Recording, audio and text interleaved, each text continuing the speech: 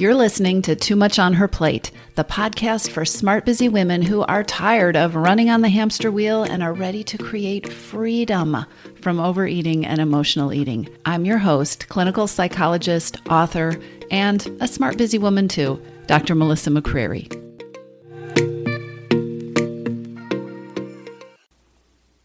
Hello, everybody. Today I want to have a conversation with you about the future, and specifically about your future self. Now, I know when you are in a place where you're wanting to change your eating or you're wanting to change your weight, the future is something that is often pretty high on the list of things that you think about. There is a tendency to be, when I do this thing, when I get to this weight, when I fit into those pants again. And there's also a tendency, which I've talked about in other podcast episodes, there's a tendency to get really perfectionistic about the whole thing. When I lose the weight, when I stop binging at night, my whole life will be transformed. I will be different. I won't struggle anymore. Not only will I not stress eat, I won't be stressed anymore, right? I won't get bored, so there won't be boredom eating. I won't be fazed by my boss anymore, so I won't come out of those Zoom calls feeling like I just need to go to the kitchen and eat everything in sight.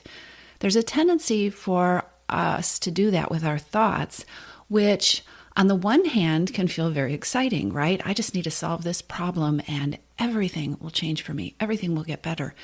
On the other hand, that kind of thinking tends to put a lot of pressure on, because we both know the truth is that you can give up stress eating, you can give up boredom eating, you can lose your cravings, you can lose your urges to binge at the end of the day, but that doesn't mean your boss changes or your job changes or you never fight with your partner again or, right?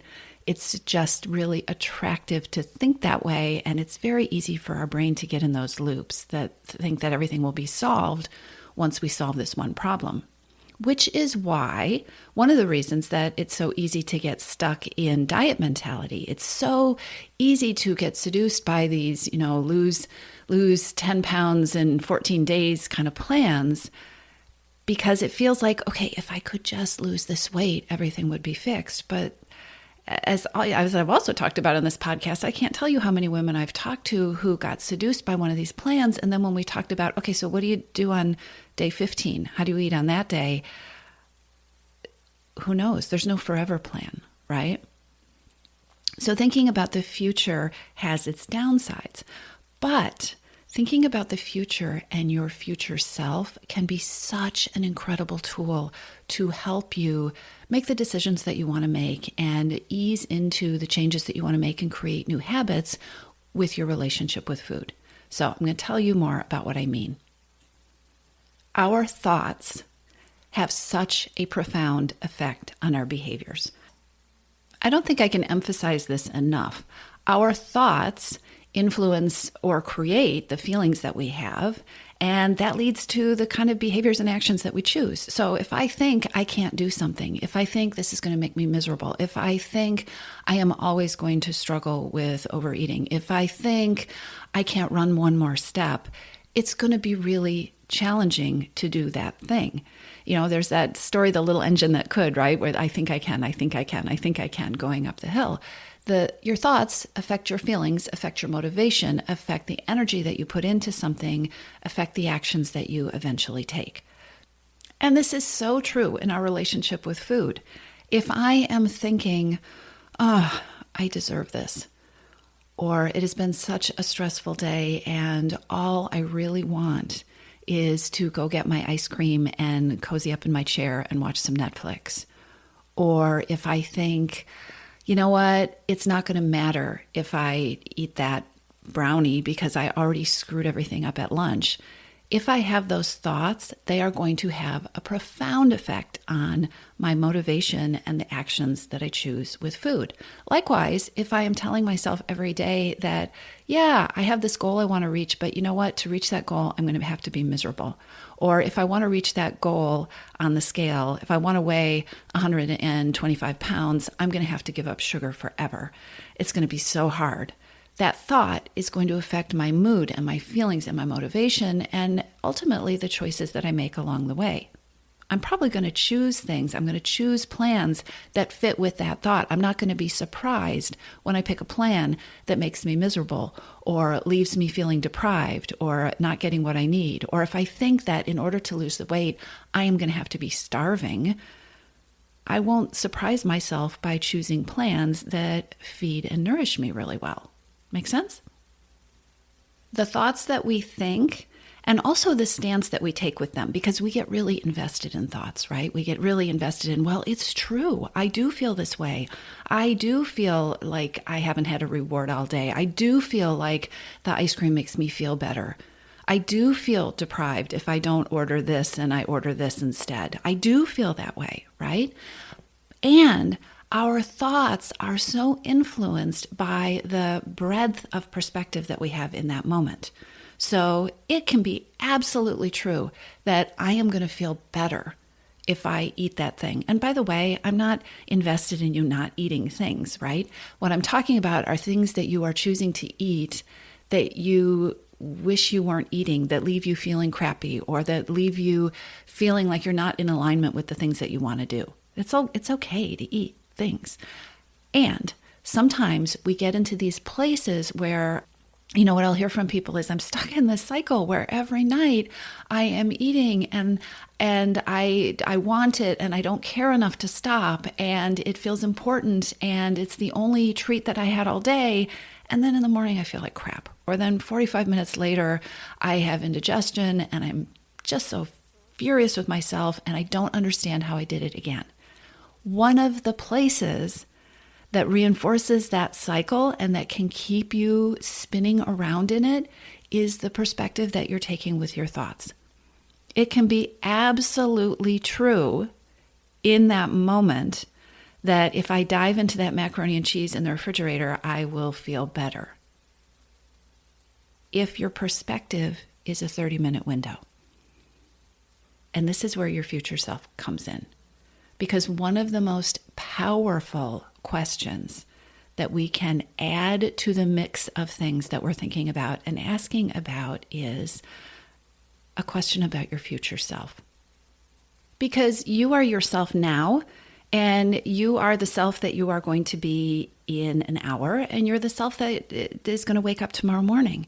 And so when we're only focusing on that self in the moment or that self 30 minutes from now, in terms of how we want to feel, sometimes that can be helpful for just homing in on what is it that I need right now. And sometimes homing in on what do I need right now keeps us separated from our bigger vision for ourselves and for our bigger goals. So there's so many ways to play with this idea of future self. And one of the easiest ones to start to experiment with is to begin to ask yourself, how do I want to feel? How does my future self want to feel? How do I want to feel tomorrow morning? How do I want to feel in 2 hours? How do I want to feel when I climb into bed tonight? You can play with your future self when you wake up in the morning and think about, how do I want to feel at the end of the day today? Okay, so what are some things I can put into place now that will help me with that?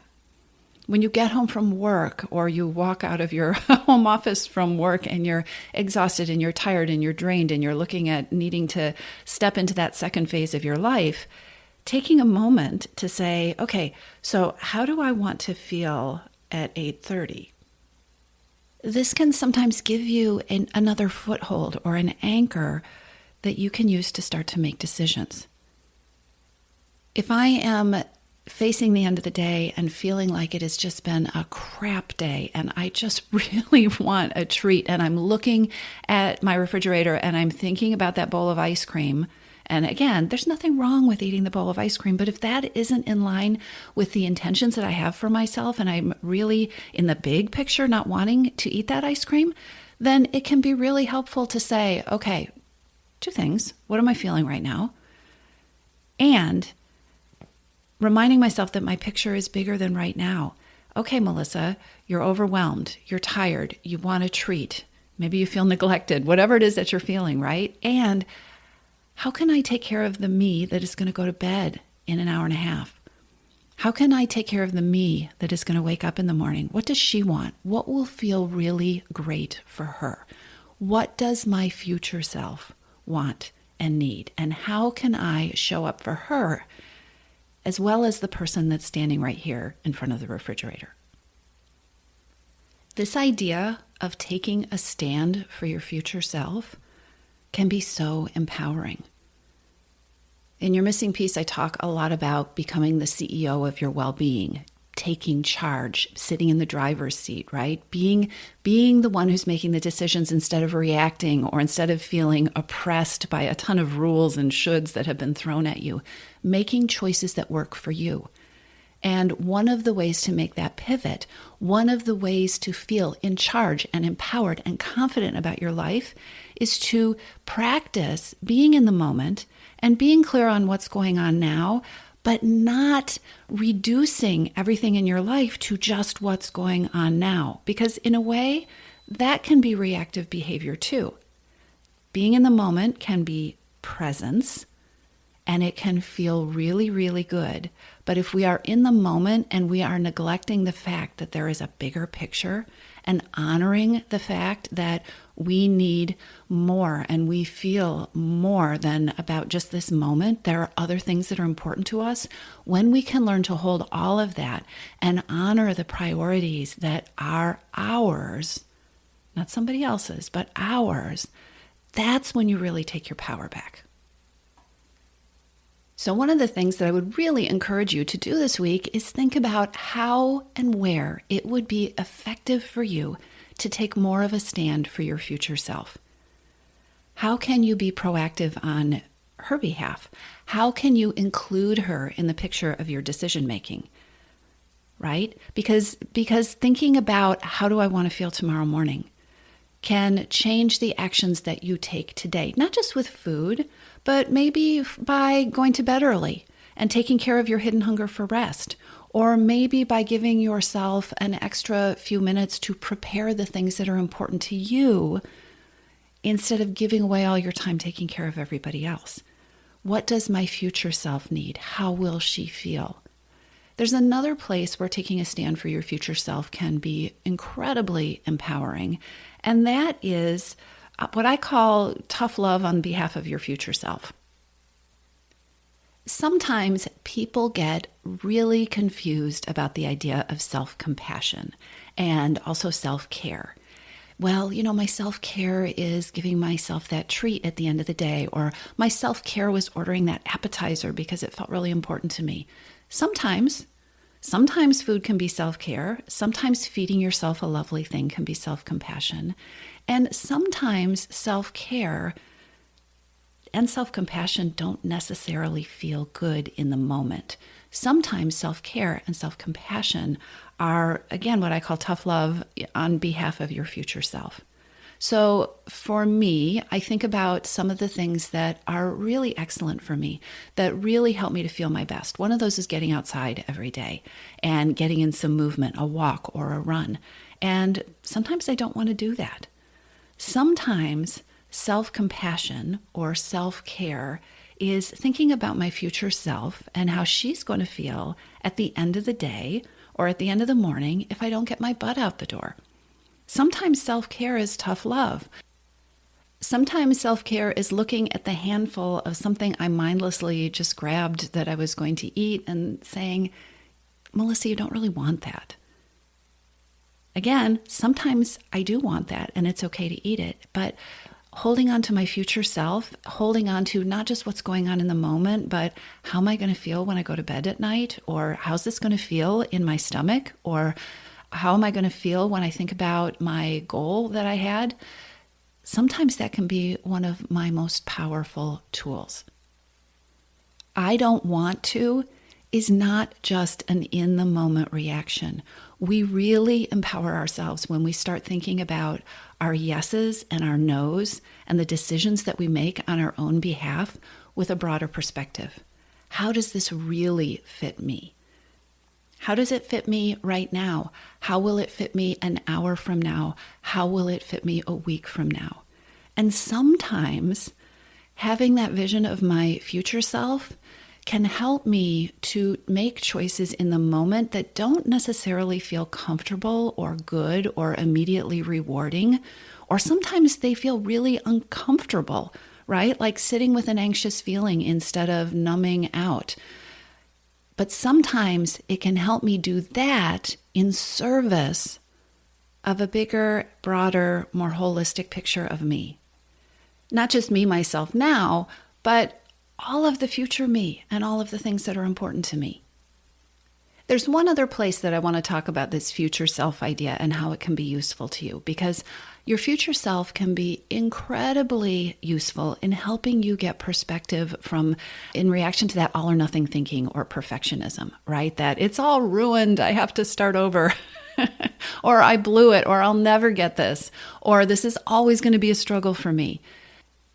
When you ask yourself, how am I going to feel about this moment 6 months from now? Am I even going to remember that I ate that thing, whatever it was, 6 months from now? Or when you ask yourself, okay, so I did that, and there is now this space between now and tomorrow morning. How does my future self want to have dealt with this space?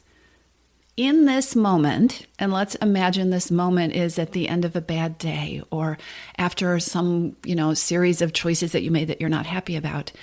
If you were to ask yourself in this moment, all right, I am standing right here and there are X amount of hours in between right here and whatever it is, whenever it is that you're thinking about your future self, how would my future self like to look back on how I handled these few hours?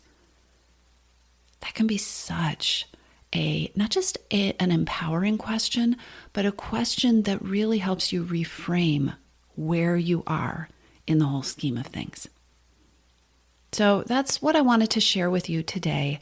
I love this idea of the future self. And like I said, there are so many ways to play with this. But one of the things that I think is incredibly powerful about it is the ways that you can use this to expand your thinking, to get beyond those limiting beliefs and thoughts, especially the ones that in that moment you want to argue with yourself because they just feel so true.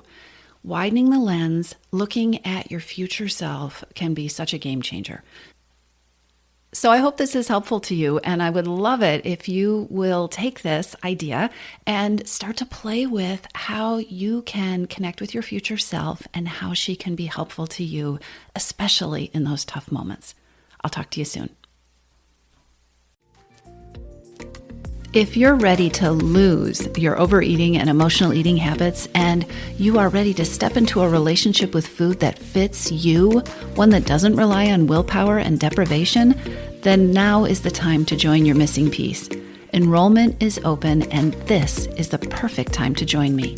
Go to toomuchonherplate.com/freedom, or just click on the link in the show notes. Your Missing Piece is the program where I show you step-by-step how to create freedom from overeating with a unique combination of psychologist-designed, personalized work with me, coaching, and smart strategy.